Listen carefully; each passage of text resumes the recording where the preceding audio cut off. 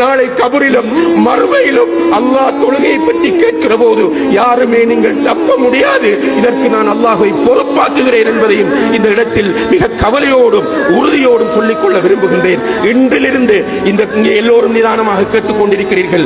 ஒவ்வொருவரும் உங்களுக்கு என்று எடுங்கள். மற்றவனை பார்க்காதீர்கள், வாப்பாவை பார்க்காதீர்கள், கூட பிறந்தவனை பார்க்காதீர்கள், மகனை பார்க்காதீர்கள், மௌலவியை பார்க்காதீர்கள், நிர்வாகிகளை பார்க்காதீர்கள். நீங்கள் கேளுங்கள், உங்களுடைய காதுகளால் கேளுங்கள். இன்று பலஸ்தீனத்திலே 20 நாட்களுக்குள் 7000 முஸ்லிம்கள் படுகொலை செய்யப்பட்டுக் கொண்டிருக்கிறார்கள். வீடுகள் தரைமட்டமாக்கப்பட்டிருக்கின்றன.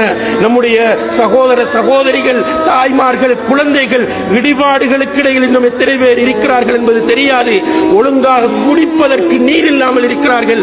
டாய்லெட் போவதற்கு பெண்கள் இடமில்லாமல் இருக்கிறார்கள். இந்த நிலையில் கண்ணியத்திற்குரிய சகோதரர்களே, நாம் குறைந்தபட்சம் நம்முடைய ரப்புக்கு நன்றி செலுத்துவதற்காக, நம்மை நாம் திருத்திக் கொள்வதற்காக நாம் 5 நேர தொழுகையை கூட தொழ முடியாத ஒரு கேவலமான நிலையில் இருப்போமாக இருந்தால் நம்மை என்னவென்று சொல்வது என்பதை நீங்கள் ஒவ்வொருவரும் முடிவெடுத்துக் கொள்ள வேண்டும் என்கிற பொறுப்பை உங்களிடத்தில் நான்